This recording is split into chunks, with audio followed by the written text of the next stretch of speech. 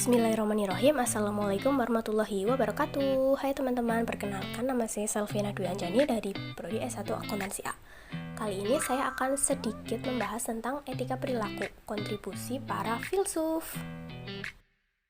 Etika adalah cabang dari filsafat yang menyelidiki penilaian normatif tentang apakah perilaku ini benar atau apa yang seharusnya dilakukan. Kebutuhan akan etika muncul dari keinginan untuk menghindari permasalahan-permasalahan dunia nyata. Etika tidak mengacu pada permasalahan tentang apa yang harus atau tidak Anda percayai. Hal semacam itu tercantum dalam kode-kode keagamaan. Sebagai gantinya, etika berkaitan dengan prinsip-prinsip yang memandu perilaku manusia. Jadi, etika merupakan pembelajaran tentang norma-norma dan nilai-nilai yang berkaitan dengan salah dan benar, baik dan buruk, seperti yang harus kita lakukan dan tindakan apa yang harus kita hindari. Dilema etika muncul ketika norma-norma dan nilai-nilai mengalami konflik dan terdapat tindakan alternatif yang dapat dilakukan.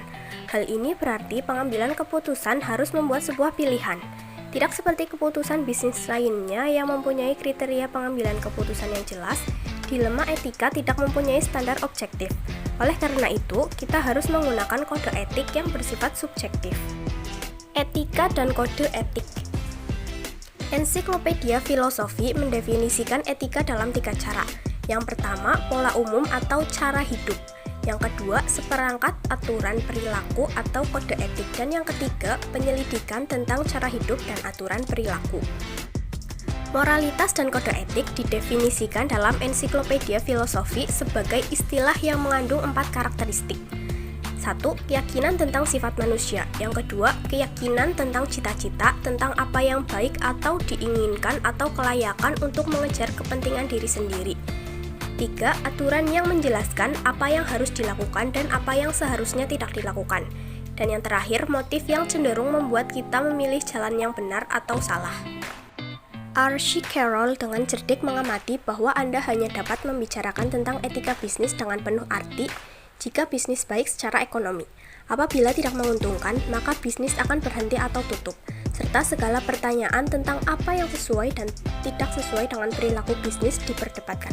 Akibatnya, tujuan utama dari perusahaan yang mencari keuntungan adalah untuk tetap bertahan dalam bisnis. Hal itu dilakukan dengan menyediakan barang dan jasa yang dibutuhkan oleh masyarakat secara efisien dan efektif. Hal tersebut merupakan tujuan mendasar dari bisnis, tetapi bukan satu-satunya tujuan dan tidak boleh dikejar dengan biaya sebesar apapun. Laba adalah konsekuensi dari melakukan bisnis dengan baik, akan tetapi bisnis juga harus mematuhi hukum dan peraturan yang berlaku sebagai batas minimal. Hukum yang berlaku memberikan level dasar perilaku bisnis yang dapat diterima. Selanjutnya ada kepentingan pribadi dan ekonomi. Konsep kepentingan pribadi memiliki tradisi panjang dalam filosofi empiris Inggris untuk menjelaskan keharmonisan sosial dan kerjasama ekonomi. Thomas Hobbes 1588-1679 berpendapat bahwa kepentingan pribadi memotivasi orang untuk membentuk masyarakat sipil yang damai. Menulis setelah Perang Saudara Inggris 1642-1651, ia menganalisis faktor yang memberikan kontribusi terhadap masyarakat yang stabil dan faktor-faktor yang mengarah pada pernyataan perang. Ia mulai dengan pengamatan bahwa orang-orang memiliki beberapa keinginan alami, salah satu yang mendasar adalah perlindungan diri. Orang juga didorong oleh kepentingan-kepentingan jangka pendek mereka. Beberapa mungkin menginginkan hal yang baik sekarang dan bersedia untuk mendapatkannya dengan cara apapun. Namun demikian, hal ini dapat menyebabkan perang dan konflik karena orang bersaing untuk hal yang sama. Ketika orang-orang didorong oleh keinginan dasar mereka, oleh kepentingan pribadi yang tak terkendali, akan terjadi tindakan anarki. Tidak ada kesejahteraan ekonomi, tidak ada infrastruktur sosial, dan tidak ada tatanan sosial yang beradab. Perdamaian, sebaliknya, mungkin merupakan ketertarikan jangka panjang terpenting bagi setiap orang. Hal ini menghindarkan ketidakpastian dan bahaya yang dalam bahasa Hobbes disebut sebagai keadaan alamnya, di mana kehidupan adalah soliter, miskin, keji, kasar, dan pendek. Akan tetapi, perdamaian berarti menerima aturan yang membatasi kebebasan individu. Orang tidak akan dapat lagi mengejar tujuan pribadi mereka ketika tujuan tersebut akan memberi pengaruh negatif terhadap orang lain. Ekonomi merupakan kerjasama sosial, bisnis merupakan aktivitas sosial, dan masyarakat beroperasi dengan prinsip-prinsip etika. Pasar bersifat kompetitif, bukan permusuhan. Perdagangan bergantung pada permainan yang adil, menghormati kontrak, dan kerjasama yang saling menguntungkan. Persaingan yang sehat menjamin barang-barang dan layanan berkualitas tinggi disediakan pada harga terendah. Kompetisi juga berarti bahwa perusahaan berusaha untuk beroperasi seefisien dan seefektif mungkin untuk memaksimalkan keuntungan jangka panjangnya. Akhirnya, etika membatasi oportunisme ekonomi. Etika menjaga batas keegoisan dan keserakahan tak terkendali tetap berada dalam jalurnya. Menurut Smith, individu mengikuti pedoman etika demi kebaikan masyarakat. Secara analogi, mereka harus mengikuti pedoman etika demi kebaikan perekonomian. Selanjutnya ada etika, bisnis, dan hukum. Bisnis, etika, dan hukum dapat dilihat sebagai 3 lingkaran yang saling memotong dalam diagram Venn seperti yang terlihat di gambar ya teman-teman. Nah, untuk area 1 merupakan aspek kegiatan usaha yang tidak tercakup oleh hukum atau etika. Area 2 mencakup hukum yang tidak berhubungan dengan etika atau bisnis. Contohnya yaitu mengemudi di sisi kanan jalan adalah hukum kenyamanan, sehingga orang tidak bersinggungan satu sama lain. Tetapi di Australia dan Inggris, hukum tersebut dibalik. Untuk area 3 ini merupakan etika pelanggaran yang tidak berhubungan dengan bisnis dan tidak ilegal. Contohnya, berbohong atau menipu pasangan. Selanjutnya, area 4 mewakili berbagai hukum dan peraturan yang harus diikuti perusahaan. Contohnya undang-undang yang disahkan oleh pemerintah, lembaga-lembaga regulator, asosiasi profesional, dan sejenisnya. Kemudian ada banyak tumpang tindih antara hukum dan etika. Area 5 yang utama adalah larangan terhadap pembunuhan. Untuk area 6 ini merupakan tumpang tindih antara aktivitas bisnis dan norma-norma etika. Hal ini juga merupakan area di mana beberapa orang menyangkal bahwa terjadi tumpang tindih. Argumen mereka adalah area 4 memang ada, tetapi selama perusahaan tidak melanggar hukum, mereka bersikap etis. Artinya hukum dan etika adalah satu dan sama ketika menyangkut persoalan bisnis. Etika harus memandu perilaku di luar hukum. Hukum biasanya menjadi standar minimum perilaku yang dapat diterima. Tapi kadang-kadang hukum berkonflik seperti di negara-negara yang berbeda atau telah usang atau tidak ada dalam satu tempat tetapi harus. Dalam kasus tersebut, etika membutuhkan kinerja di luar batas minimum hukum. Nah, yang terakhir ada area 7, perpotongan hukum, etika, dan bisnis. Biasanya hanya menjadi masalah jika hukum mengatakan satu hal, sedangkan etika mengatakan sebaliknya. Selanjutnya ada teori-teori etika yang berguna dalam menyelesaikan dilema etika.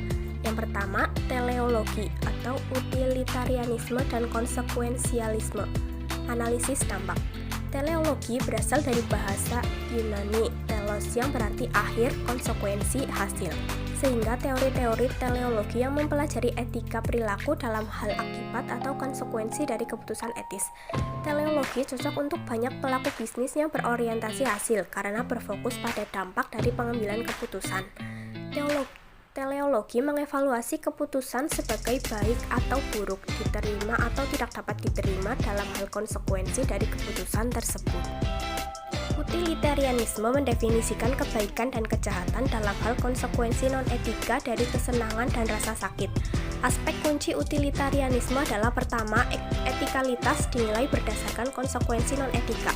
Selanjutnya, keputusan etis harus berorientasi pada peningkatan kebahagiaan dan atau mengurangi rasa sakit, di mana kebahagiaan dan rasa sakit dapat bersifat fisik atau psikologis. Bagi seorang utilitarian, hal-hal yang berharga bagi mereka adalah pengalaman yang menyenangkan, dan pengalaman-pengalaman ini merupakan pengalaman yang baik hanya karena pengalaman tersebut menyenangkan. Selanjutnya ada etika deontologi atau motivasi untuk perilaku. Deontologi berasal dari kata Yunani deon yang artinya tugas atau kewajiban. Deontologi berkaitan dengan tugas etika dan tanggung jawab seseorang. Deontologi mengevaluasi etikalitas perilaku berdasarkan motivasi pembuat keputusan dan menurut prinsip deontologi tindakan dapat dibenarkan secara etika meskipun tidak menghasilkan keuntungan bersih atas kebaikan terhadap kejahatan bagi para pengambil keputusan atau bagi masyarakat secara keseluruhan. Kemudian ada keadilan dan kewajaran, memeriksa saldo. Keadilan prosedural. Keadilan prosedural berfokus pada bagaimana keadilan diberikan. Aspek utama dari sistem hukum yang adil bahwa prosedurnya adil dan transparan. Hal ini berarti bahwa setiap orang diperlakukan sama di depan hukum dan bahwa aturan-aturan yang memihak diterapkan secara sama. Preferensi tidak diberikan kepada satu orang berdasarkan karakteristik fisik, etnis, jenis kelamin, tinggi badan atau warna rambut, maupun status sosial atau ekonomi. Hukum ditetapkan dengan cara yang sama untuk orang kaya dan miskin. Kemudian ada keadilan distributif. Dalam keadilan distribusi terdapat 3 kriteria utama untuk menentukan distribusi yang adil, yaitu kebutuhan, kesetaraan aritmatika, dan prestasi. Sistem perpajakan di negara maju sebagian besar didasarkan pada kebutuhan. Orang kaya yang mampu membayar dikenai pajak sehingga dana bisa didistribusikan kepada mereka yang kurang beruntung dalam masyarakat, dari mereka yang mampu kepada mereka yang tidak mampu. Untuk metode distribusi yang lain adalah berdasarkan kesetaraan aritmatika. Dalam lingkungan bisnis, prinsip kesetaraan aritmatika dapat dianggap dilanggar ketika sebuah perusahaan memiliki 2 kelas saham yang mempunyai hak sama dengan dividen, atau hak aliran kas atau cash flow rights, tetapi hak suara yang tidak sama atau hak kotor, sehingga terjadi ketidaksetaraan hak untuk mengendalikan hak aliran kas 2 kelas saham tersebut. Selanjutnya, metode lain distribusi adalah berdasarkan prestasi. Hal ini berarti bahwa apabila salah satu individu berkontribusi lebih banyak terhadap proyek, maka individu tersebut harus menerima sebagian besar manfaat dari proyek tersebut. Pemegang saham yang memiliki lebih banyak saham berhak untuk menerima lebih banyak dividen dalam proporsi yang lebih besar sesuai kepemilikan sahamnya. Upah berdasarkan prestasi atau merit pay adalah contoh lainnya. Karyawan yang berkontribusi lebih banyak untuk kesejahteraan keuangan perusahaan harus mendapat bagian dalam kemakmuran itu, seringkali dalam bentuk bonus. Pemberian bonus berdasarkan kinerja keuangan merupakan hal yang cukup umum. Sayangnya, rencana berdasarkan prestasi tersebut juga dapat mendorong direktur, para eksekutif, dan karyawan untuk memalsukan peningkatan laba bersih agar mendapatkan bonus. Kemudian ada etika kebajikan atau meneliti kebajikan yang diharapkan. Etika kebajikan mengambil inspirasi dari filsuf Yunani Aristoteles 384-322 sebelum Masehi. Dalam The Nicomachean Ethics, ia menjelajahi sifat hidup yang baik. Ia berpikir bahwa tujuan hidup adalah kebahagiaan. Hal ini bukan kebahagiaan dalam arti hedonistik. Sebaliknya, kebahagiaan bagi Aristoteles adalah kegiatan jiwa. Kami memenuhi tujuan kami merasa bahagia dengan hidup yang mulia, dengan hidup sesuai dengan alasan. Sekarang, kebajikan adalah karakter dari jiwa yang ditunjukkan hanya dalam tindakan sukarela, yaitu dalam tindakan-tindakan yang dipilih secara bebas setelah musyawarah. Etika moralitas berfokus pada karakter moral dari pembuat keputusan daripada konsekuensi tindakan atau utilitarianisme atau motivasi dari pembuat keputusan atau deontologi. Hal ini mengadopsi pendekatan yang lebih menyeluruh untuk memahami etika perilaku manusia. Hal ini mengakui bahwa ada banyak aspek dari kepribadian kita.